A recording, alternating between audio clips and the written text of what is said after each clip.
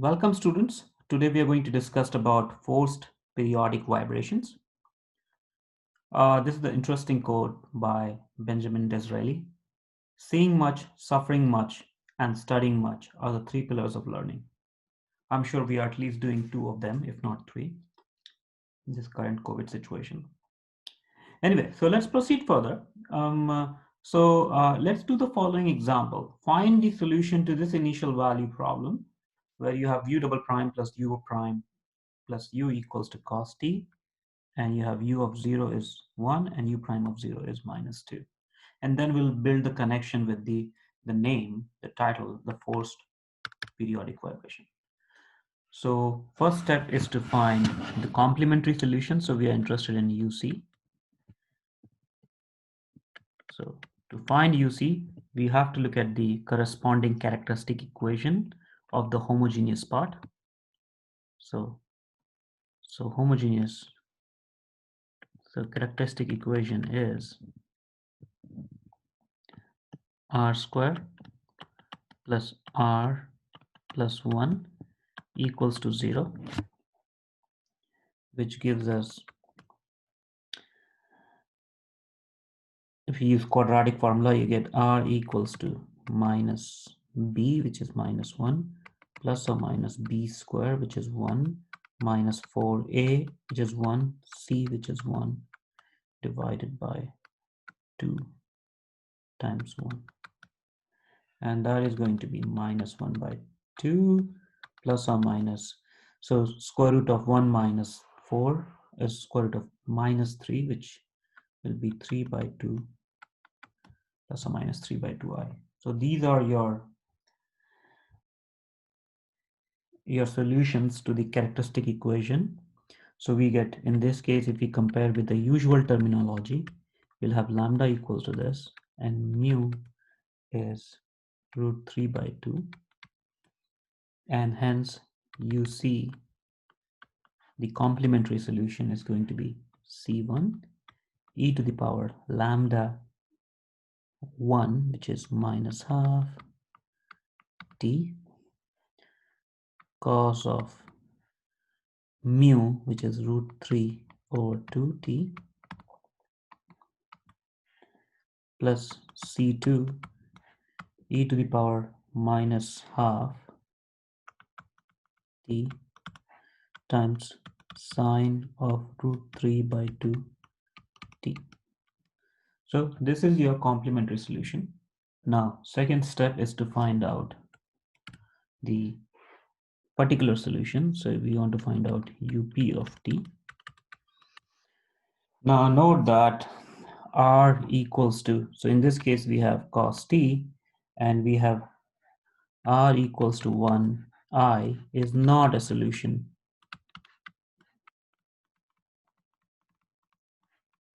to the characteristic equation, because r equals to I contributes to cosine and sine as a solution. So in that case, we get up of t. The particular solution is going to be a cosine t, but cosine t doesn't come by itself. It's always combined with sine t. So we want to use, what do we want to use? We want to use method of undetermined coefficients.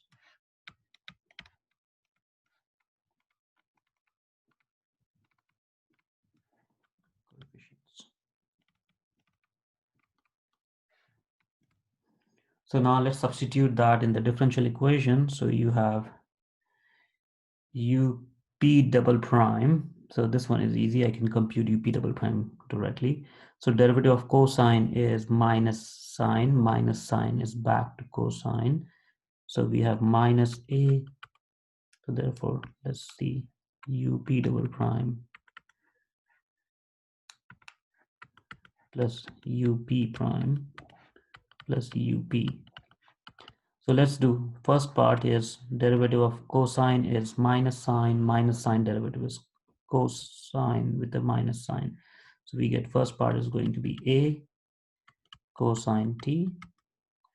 Again, same thing with here, b sine derivative is cosine derivative is minus sine, so minus b sine t. So this is actually your up double prime. Now plus up prime, which is going to be a cosine t derivative is minus a sine t, and derivative of that is going to be b cosine t.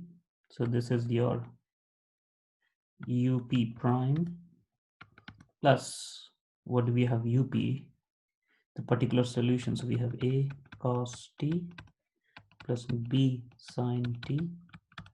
This is your up, and that should be equal to the right hand side. And what is your right hand side? Your right hand side is cosine t, right? So this should be equal to cosine t. Now let's collect cosines and sines. So we have what this implies. Now on one side cosine coefficient is 1, and on the other side, what is the cosine coefficient? So cosine comes with minus a for this one. In this part it comes with plus b, and in this part it comes with an a. So we get this is equal to 1. And what about sine part? Sine comes with minus b here.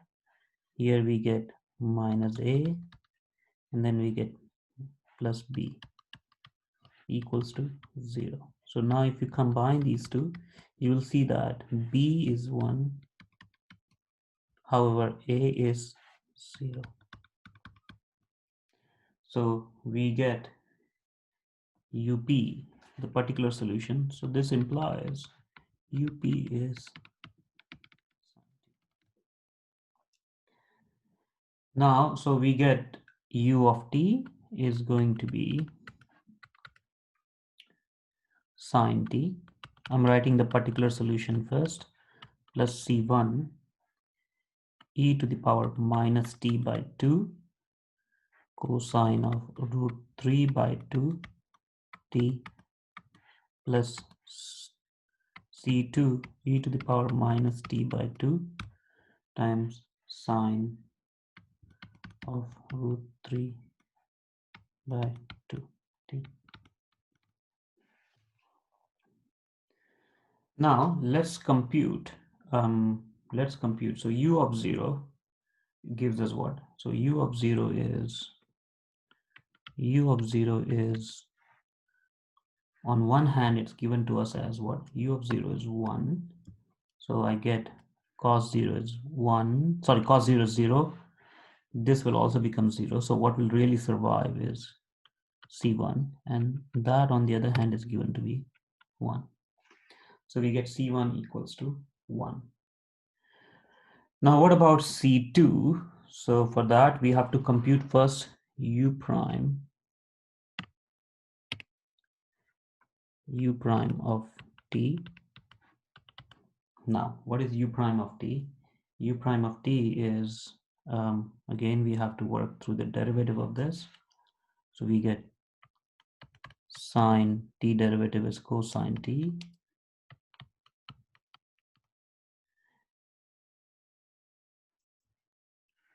This one is going to be, now we have to employ the product rule. So c1 e to the power minus t by 2 times sine root 3 by 2 t multiplied by root 3 by 2 with the minus sign coming from the sign, plus what do we get? c1 e to the power minus t by 2. What do we get? Times minus 1 by 2, chain rule for the first part, sorry, product rule. We're applying the product rule on the first part now, times cosine of root 3 by 2t. So this is just the first part. Now the second part is going to be again the same way, c2 e to the power minus t by 2 times cosine of root 3 by 2t times root 3 by 2 plus c2, again derivative of this, e to the power minus t by 2 times minus 1 by 2 sine of root 3 by 2t. Now, so we have u prime of 0 is minus 2. So this gives us, when you put 0, you get here, you get 1. This will become 0. This will become minus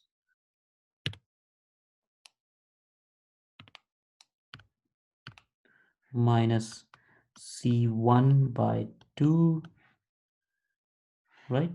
Plus, again, when you put 0 here, you get C2 times root 3 by 2, and then this will become 0. So from here, when you simplify and bring it on the other side, so C2 by 2, this is going to be, C1 is u of 0, which is 1, so this is 1. When you substitute it back here, so you get minus 2 minus minus 2 minus 1 plus half divided by 2 over root 3 equals to C2. And this gives me C2 equals to, so minus 3 minus 6. Minus 6 times 2 is minus 6 times 2 is minus 6. Minus 6 plus 1 is minus 5. Minus 5 by 2 times this, so this is going to be minus 5 by root 3. So what is our solution? So therefore, you get u of t. Now this is a solution to the initial value problem. So no constants here, plus e to the power t by 2, because c1 is 1, cos of root 3 by 2t minus 5 by root 3 times e to the power minus t by 2 times sine of root 3 by 2t. So this is your solution to the initial value problem. Let me just label it here like that. Oops, okay.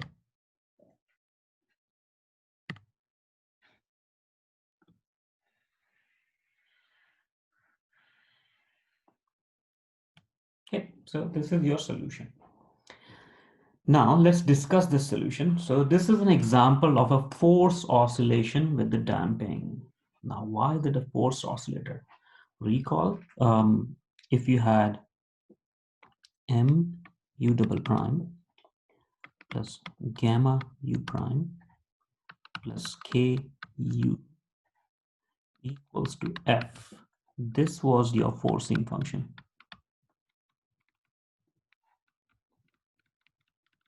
And in this case, the forcing function is not 0, right? This is not 0. So therefore, you have a forced periodic vibration coming out here. All right, we'll see that in a minute. Now let's look at the solution and investigate it. So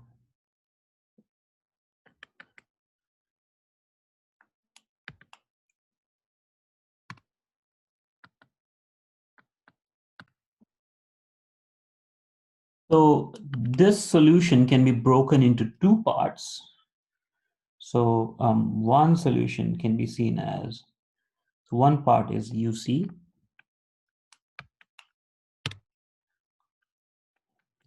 of t, which is e to the power t by 2 cos root 3 by 2t minus 5 by root 3 e to the power minus t by 2 times sine of root 3 by 2t. So this arises out of initial condition.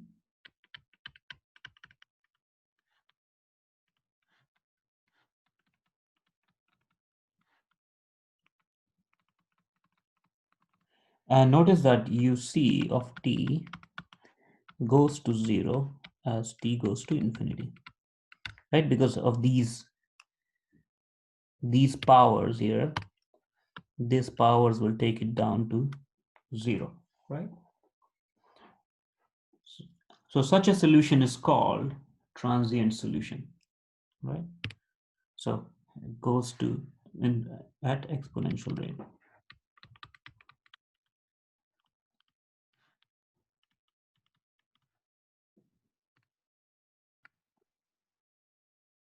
The name transient solution is befitting because as t goes to infinity, that this solution goes to 0.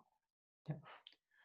So now the other part of the solution which is left out is sine t. So u of t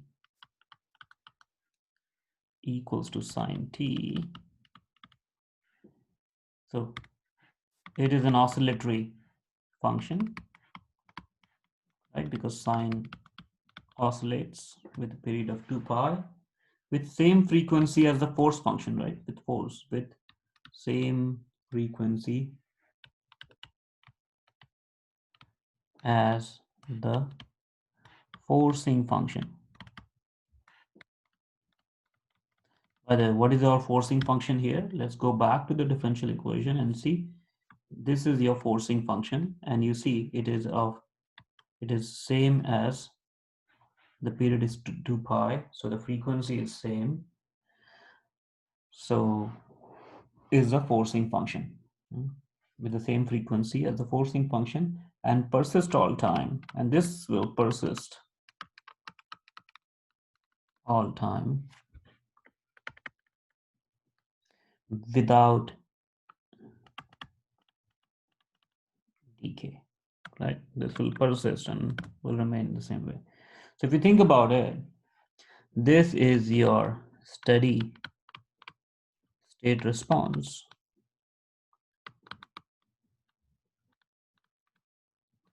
This green curve is your transient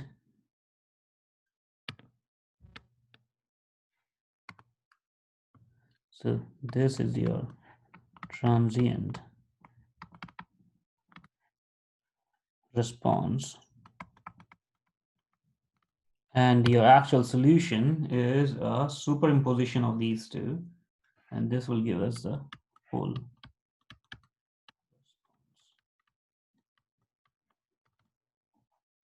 right. So that was a study of a special kind of forced function or forced vibration really. Now let's study this in generality. So how will the general picture look like? So you have m mu double prime plus gamma mu prime plus k u equals to f naught cos omega t. So this is your forcing function. This is a form of forcing function you're assuming now. So first, again, we'll try to find out the steady solution and the transient solution. So notice that we have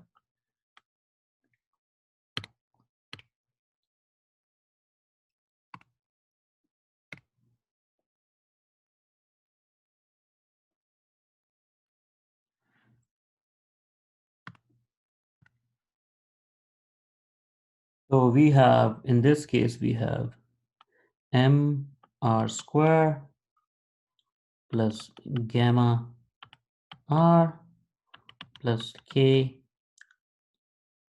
equals to 0 is the characteristic equation. Is characteristic equation.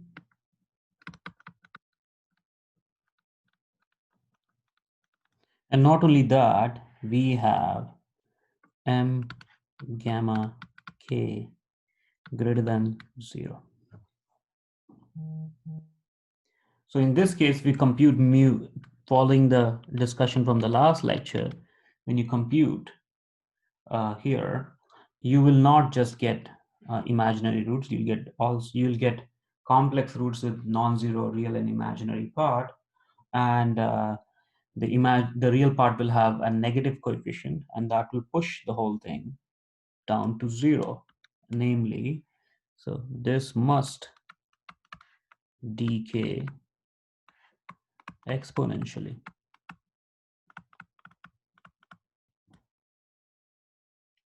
fast as t goes to infinity. So thus what should happen? Thus the transient response, no matter what, no matter the initial conditions, must approach to 0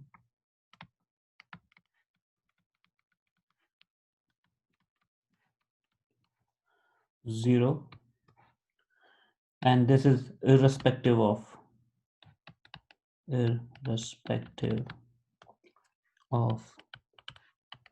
initial condition. Yeah, irrespective of initial condition, you will have that the complementary solution will go to 0. Now note that if gamma is not 0, this implies that the solutions will be not purely imaginary. This would imply R equals to I omega is not a solution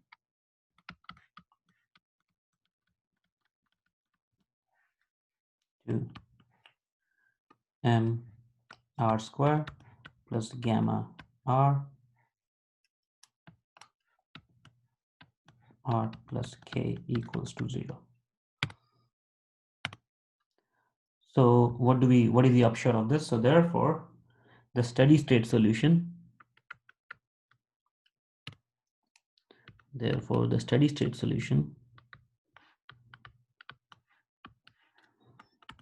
steady state solution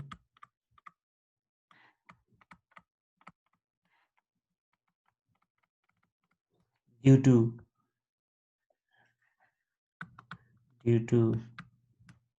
now note that on this side we have cosine, right? So it's a cosine times a constant f naught. So due to method of undetermined coefficient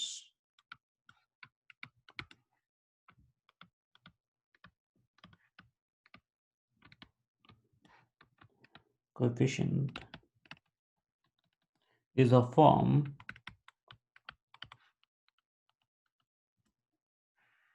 ut equals to a cos omega t plus b sine omega t.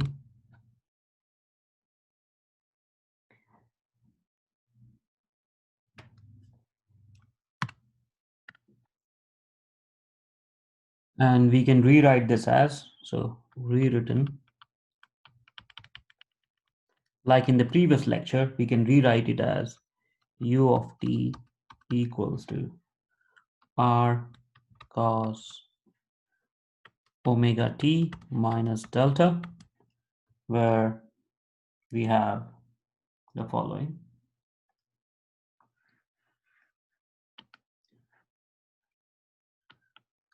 If we let delta equals to, this is a different delta than this, right? So if we let delta equals to m square times omega naught square minus omega square, the whole square, plus gamma square omega square. Note that your omega naught square was this was your natural frequency, right? So natural frequency. Then if you let delta equals to this, then r equals to f naught over delta can be seen as a amplitude of steady state response.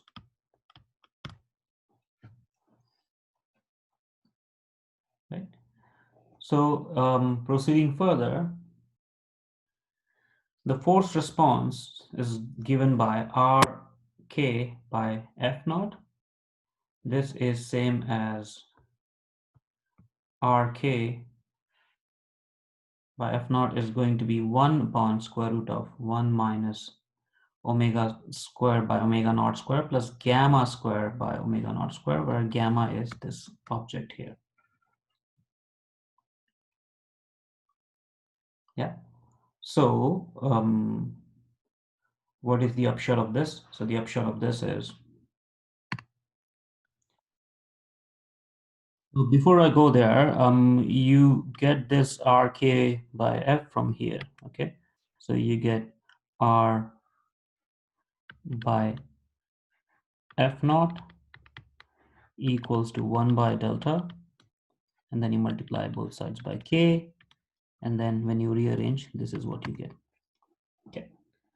All right, so now this is a forced response. So this formula specifies the effect of forcing term on the amplitude of the steady state solution. Now specifically, it's a ratio of the amplitude R and the forced response of the forced response and F naught over K, which itself is the static displacement of spring produced by the constant force F naught. Okay. So now this may lead to a very interesting phenomena of resonance. So let's see. So this is what it reads on Albert Bridge. All troops must break steps when marching on this bridge. Or if you have read about you should watch the video of Tacoma Narrows Bridge collapse on 1940, and the culprit was resonance. So let's see what do we get. So if I plot RK F naught versus omega or omega naught in a curve, this is what happens. So note that, of course, there's a peak. So if you get this to be 0, then this will blow up, right? Blow up to infinity, right? So if this goes to 0, then the whole thing will blow up to infinity. So when I plot this R, K, or F naught versus omega or omega naught, what happens is at omega naught over omega, we get this peak at 1. We have this, depending on different values of course, gamma will have so different peaks, right? So I recall gamma was your gamma is gamma squared by mk.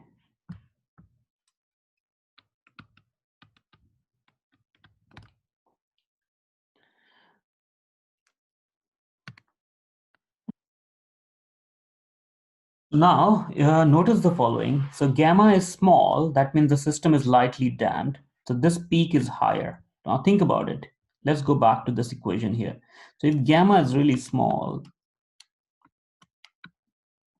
and ignorable, then you will have 1 minus omega squared by.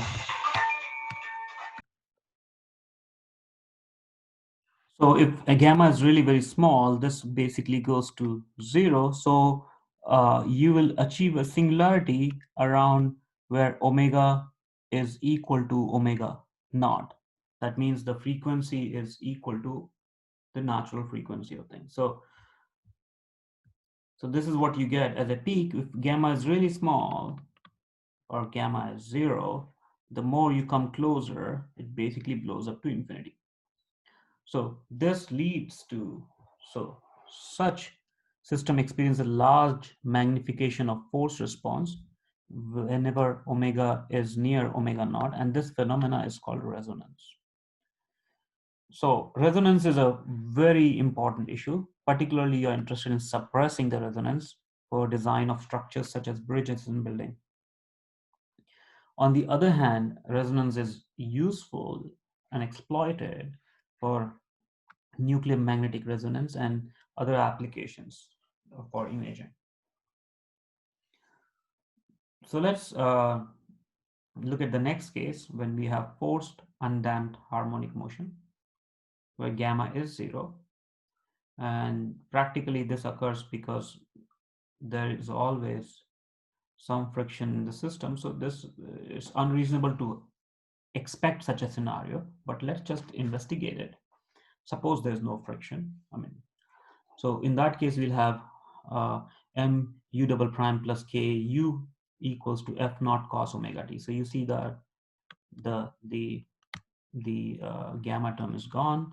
So, but what is your k? You divide throughout by m, so you will get what? You'll get u double prime plus k by m u equals to f naught by m times cos omega t, but k by m is same as omega naught square.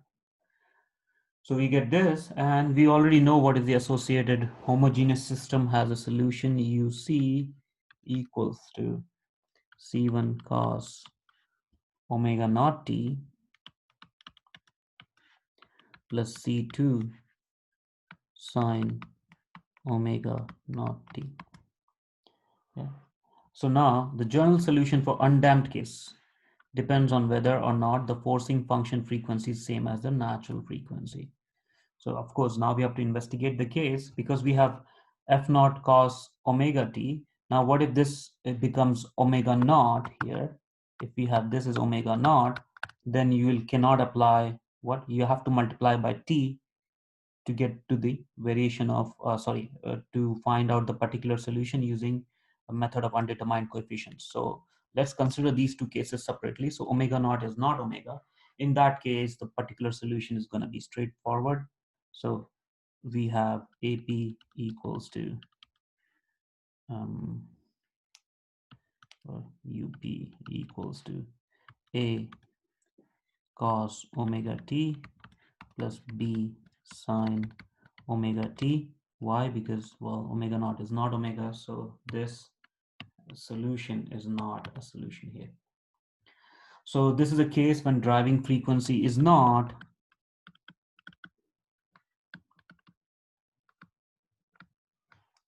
natural frequency.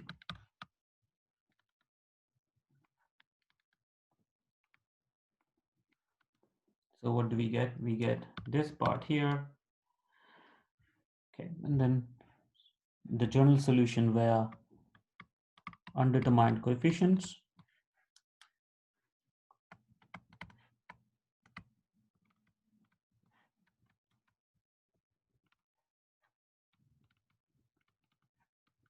Please work through this example. It's very interesting. So we have f equals to a equals to f naught m omega naught square minus omega square, and you get b equals to 0. And now suppose on top of that you're given, we are not given the initial condition, but suppose on top of this you're given u of 0 equals to u prime of 0 equals to 0. If you have this, then you get up is going to be f naught times m omega naught square minus omega square cos of omega t. Yes, so we get, so if you work it out, so we got this as our, from here we get our, when I substitute I get up, and if we have this equals to 0, then I can write also the particular, the whole solution as u of t. So this implies u of t equals to f0 m of omega naught square minus omega square times cos of omega t minus sine of omega t. Now all this has to be checked. Yeah, please check it. So this is a superposition of, so this is a superposition of what? Superposition. This is superposition of two oscillations. Of two oscillations. What are these two oscillations? One is this oscillation here, and the other one is this one here. Sorry, this is going to be, if you look at ut, is going to be cos of omega naught t. So this, right? So we get this is superposition of two oscillation, and And what is the frequency of this oscillation? This frequency is same as it's oscillatory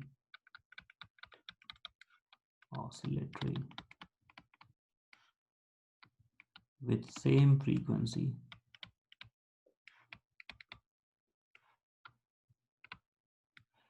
as driving force.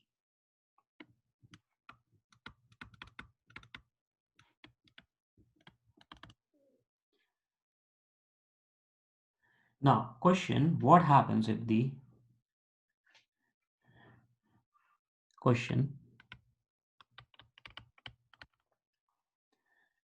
if driving frequency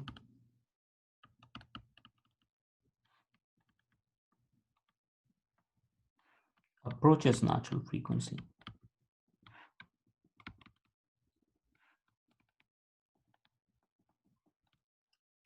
If driving frequency approaches natural frequency, we can simplify this further using cos A minus B formula. So let omega bar equals to omega naught plus omega divided by 2 and delta be omega naught minus omega divided by 2, and then we can write ut as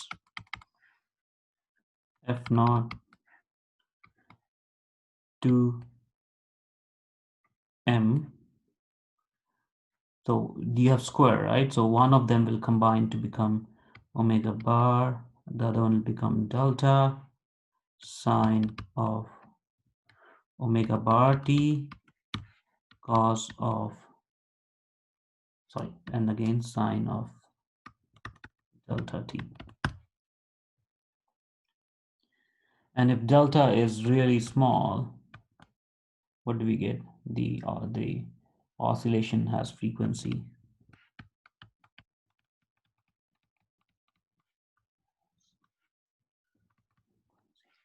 If delta is small, oscillation has frequency close to omega bar. And this is what you get. You get basically beats. Yeah. Now case 2, if omega naught equals to omega, that's when you get the resonance, right? So in that case, you use UP. The particular solution is going to be T times A cos omega T plus B sine omega T, right? This T came because of the variation of, oh, sorry, what? Because particular solution from before was also solution to the homogeneous part. So if you do undetermined coefficients, please work this out. You'll see that is going to be A is 0, B is F0, 2 m omega naught. And hence the general solution is given by U of t.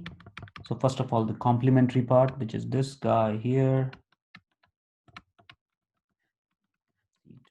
sine t, and the particular part, which is going to be by 2 m omega naught t sine omega naught t. And therefore, and if you have u of 0 is u prime of 0, suppose, then in that case, you will get, if this happens, then you have u of t is simply going to be f0 to m omega naught t sine omega naught t, and this t basically grows without bound.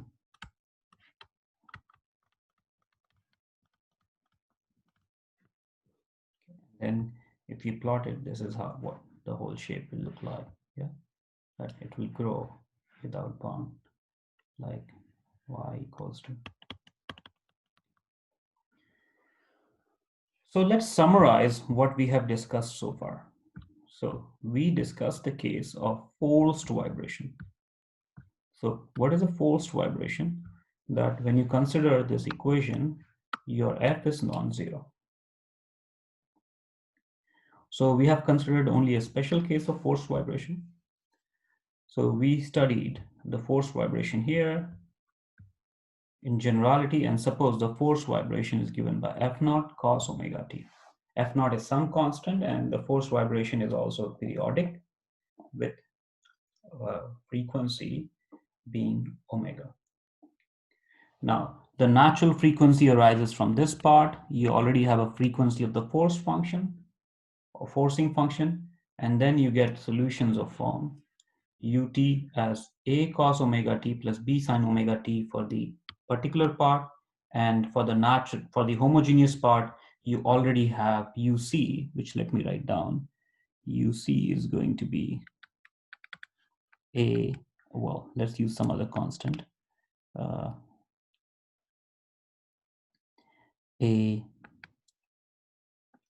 bar cos omega naught t plus b bar sine. Now we want to understand this solution together. So we write it like that. We compute delta, and then R is the amplitude of the steady state response. So we try to see what is the steady state response amplitude, what is the response of the force state, and then this we get the force response, and that gives rise to the resonance if what gamma is very small, right? And then we discussed the resonance, and then we look at the next case where the force, the damping is zero. That means gamma is zero. And in that case, you basically again see two cases. The case one where driving frequency is not natural frequency, in which case you get beats like that. However, if driving frequency is natural frequency, you get basically a resonance of this form. Okay, thank you for your attention.